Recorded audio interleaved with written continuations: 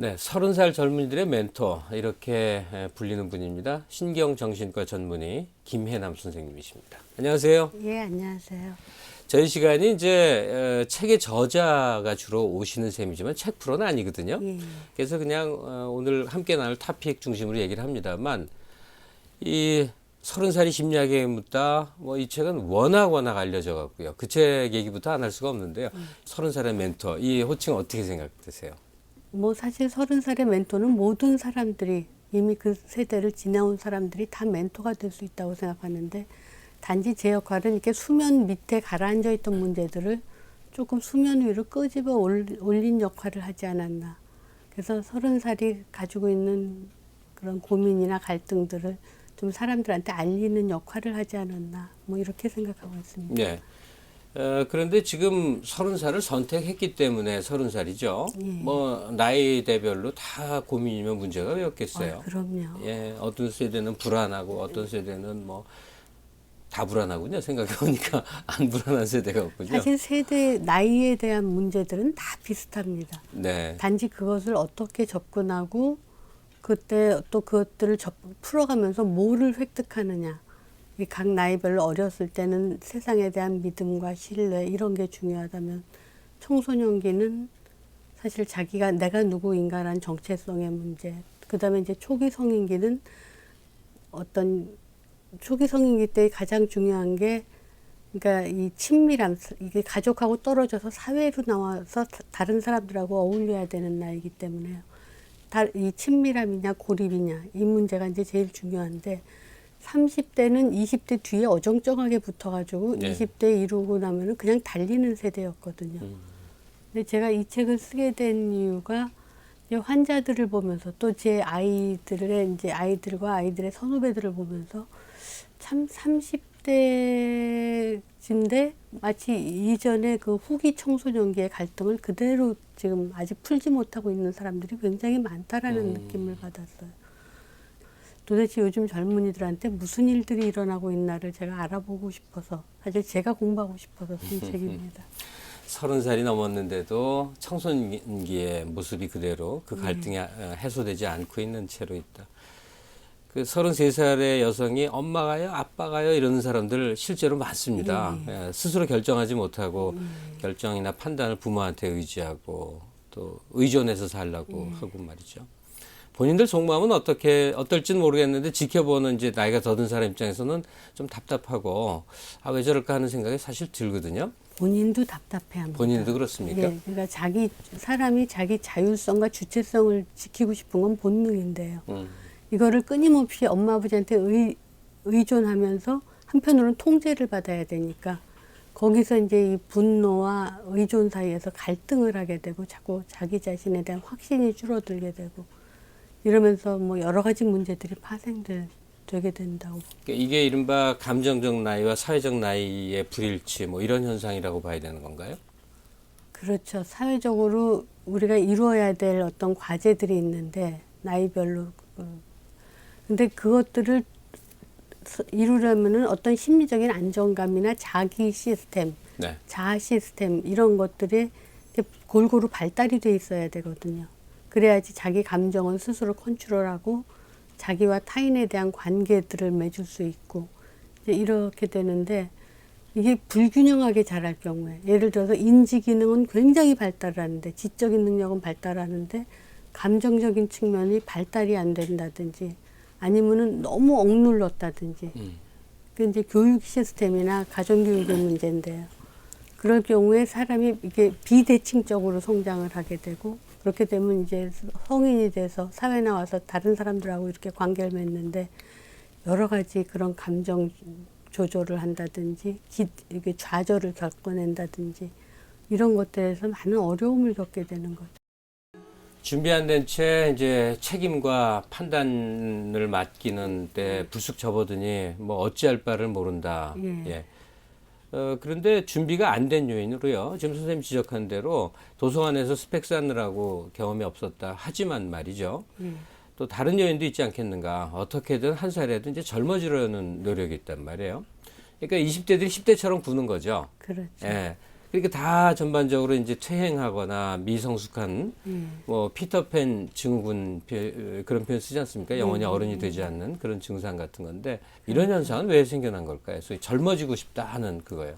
소위 요새 제가 보기에는 이제 젊음의 창가가 사회적으로 뭐 매스컴이나 광고나 모든 네. 게 젊어야지만 모든 게 이게 한 자리 하는 이제 뭐 동안 열풍 뭐 네, 이런 그렇죠. 것들. 빨리 이렇게 젊음의 감각 또 요즘은 감각이 굉장히 중요한 나이 그렇죠. 세대이기 때문에 경제하고 많이 젊음하고 밀접한 연관이 있기 때문에요.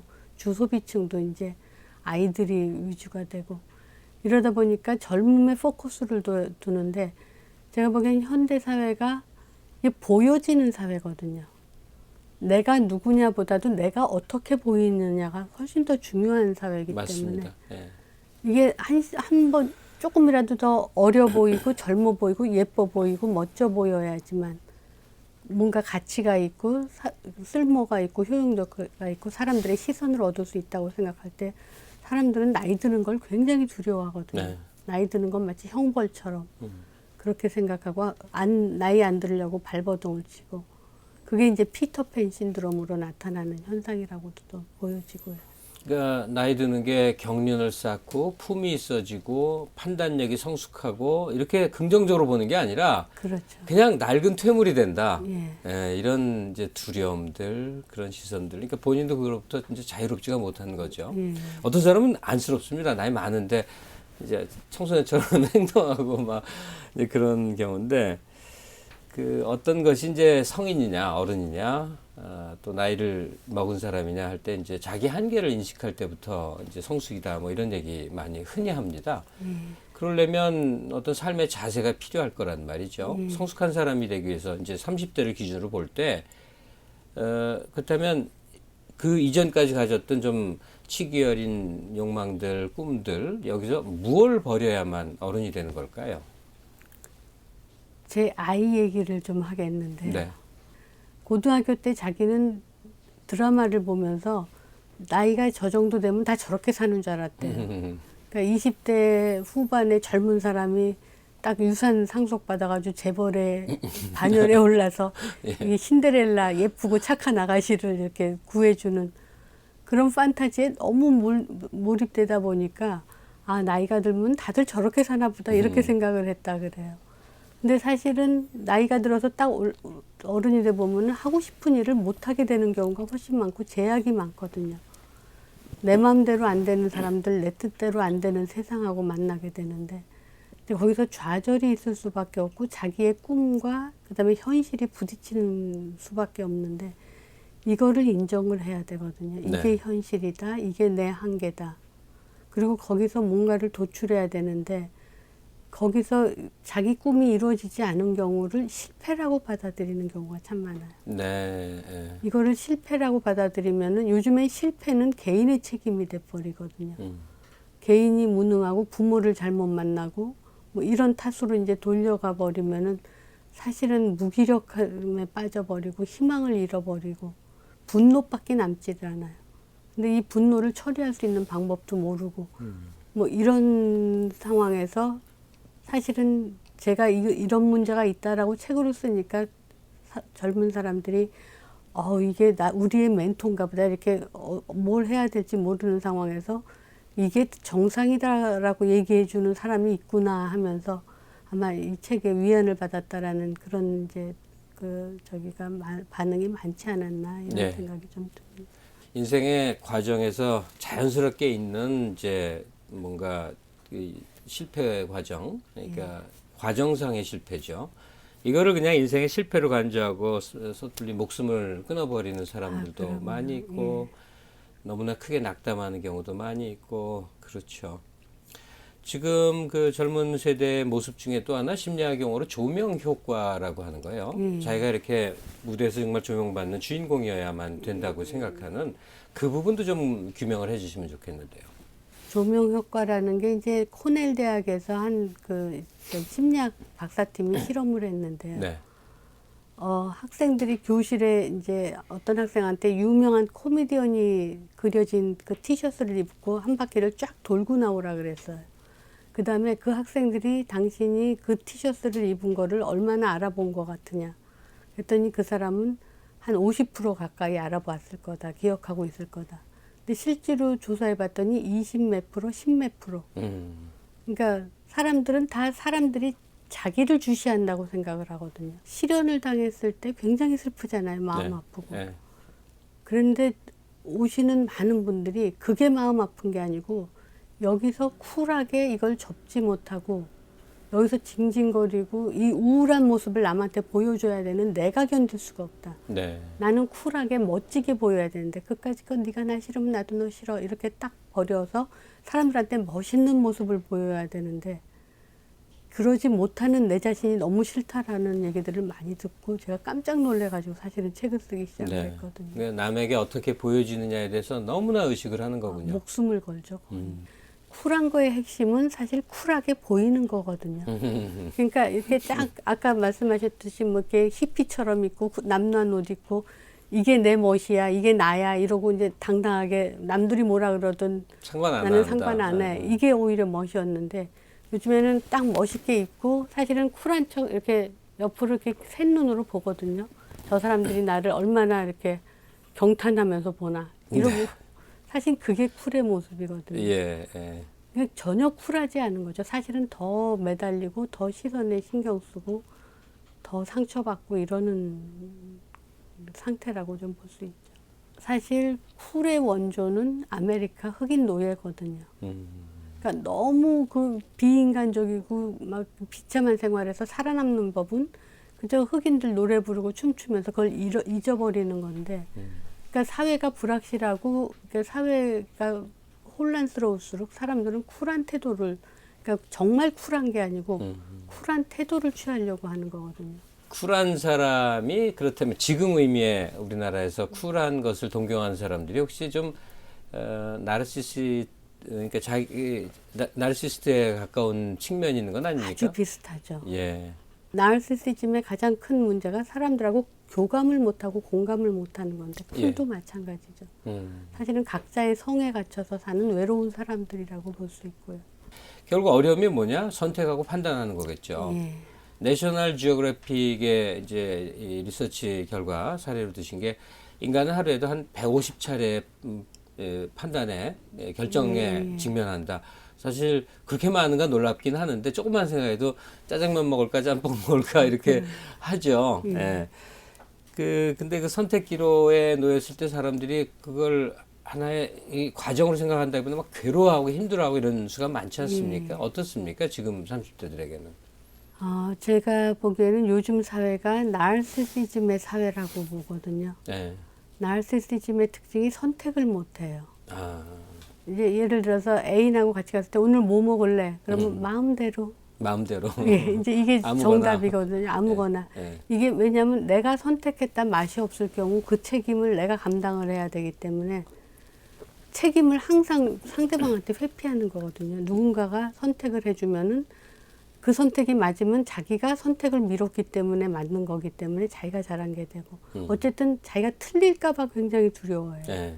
근데 선택은 맞는지 틀리는지 가봐야 하는 거거든요. 그 다음에 30대가 이 선택이 어려운 게 인생에서 가장 중요한 선택을 하는 게 30대거든요. 그렇죠. 일과 맞습니다. 사랑, 일과 직장 결혼, 선택, 배우자 선택. 예. 예. 앞으로 거의 60년, 50년을 결정지을 선택을 하는 건데 사실은 너무 완벽한 선택을 하려다 보니까 아무 선택도 못 하게 되는 거거든요.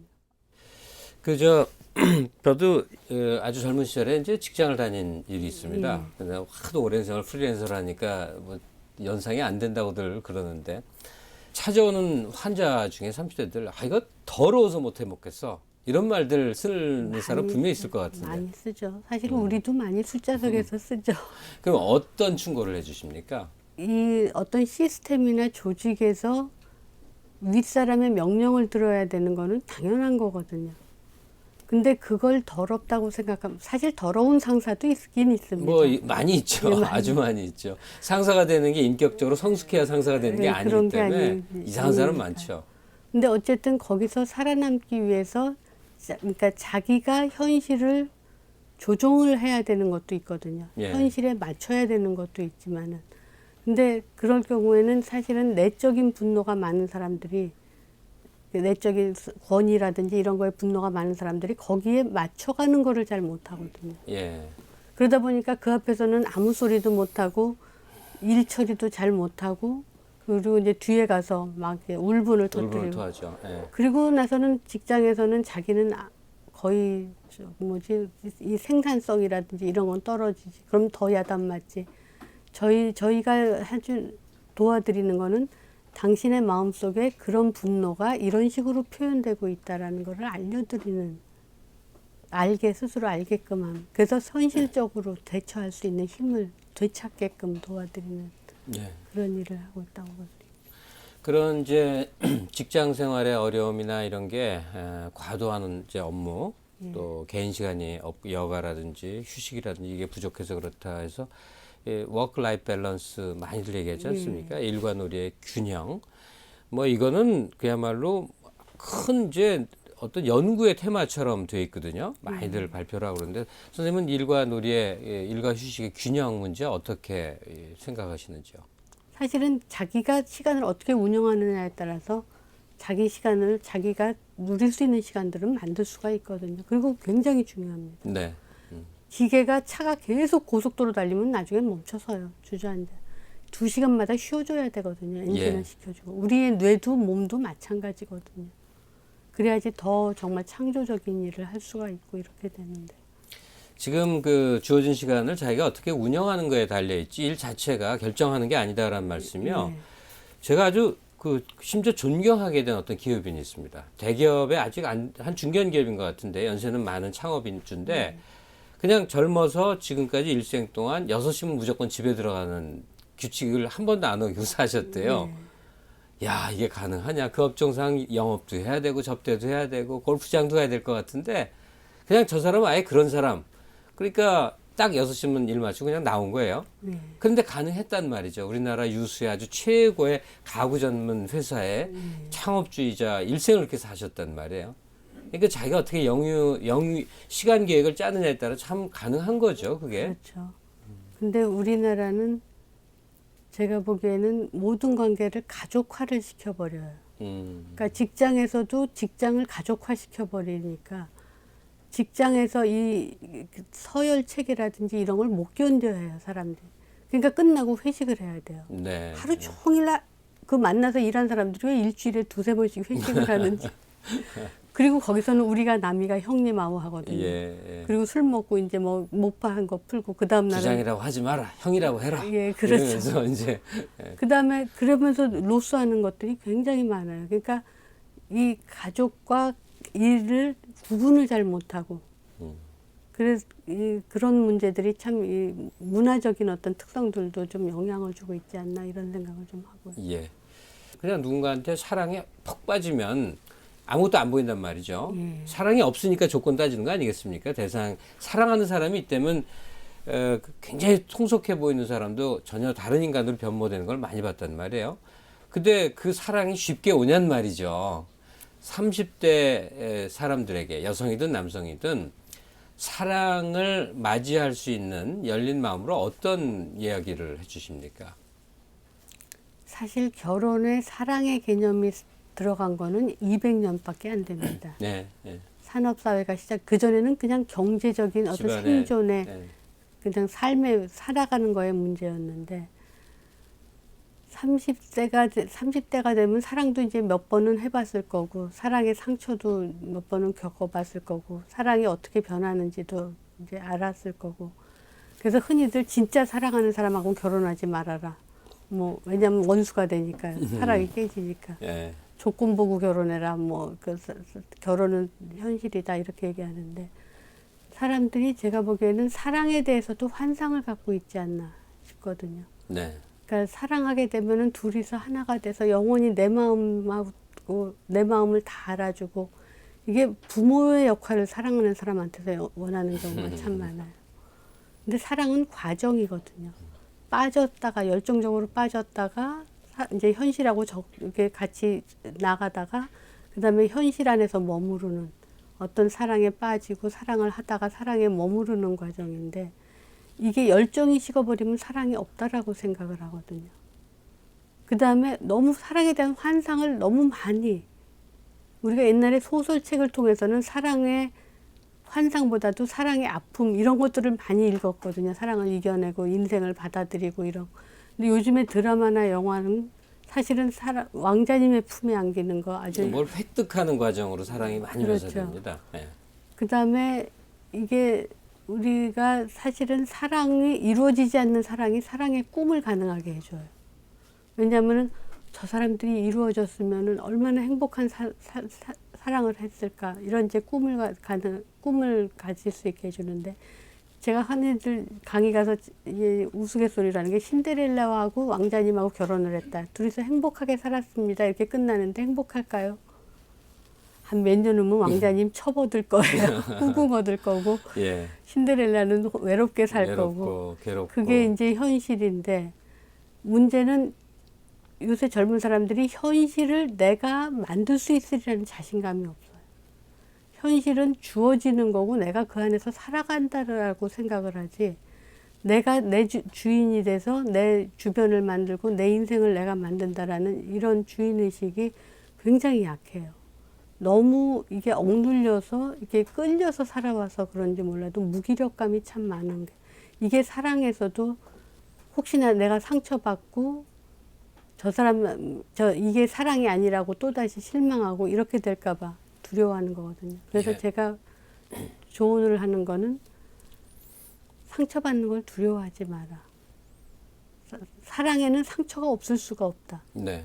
근데 그 상처를 이겨내는 건 사랑이다. 근데 그 틈새에서 말이죠. 어떤 사람은 사랑을 하고 지금 뭐 상대하고 싸우고 다시 회복되고 뭐 이 과정 그건 상대가 있으니까 그렇단 말이죠. 예. 또 망설이다가도 결국 결혼을 한 사람은 더 말할 것도 없고 예. 이게 외로운 사람들이 있습니다.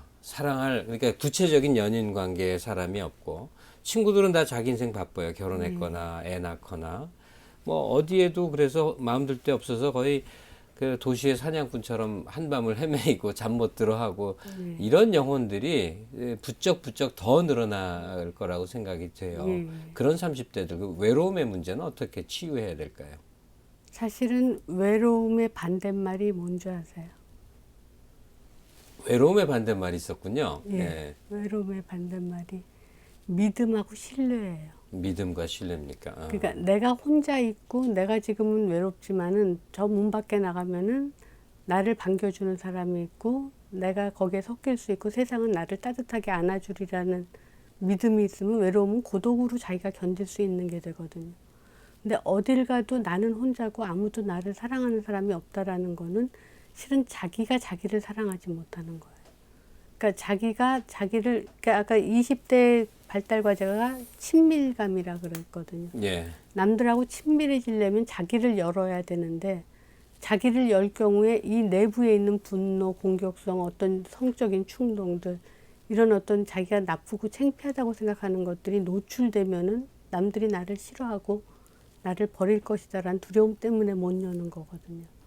그래서 실은 자기가 자기를 사랑할 수 있게끔 해주는 게 이런 것들은 누구나 갖고 있는 거고 이런 것들은 추한 게 아니고 자연스러운 거고 그래서 자기가 자기를 껴안고 도닥거려 줄 수 있게 되면은 네. 남들하고도 관계는 자연히 이루어지게 되죠. 그러니까 곁에 사람이 없어서 외로움을 느끼는 사람이 있다면 더 열심히 자기가 사랑할 수 있는 또는 자기를 사랑해 줄 남을 찾는 게 아니라 자기를 사랑하는 게 우선 순서군요. 그렇죠.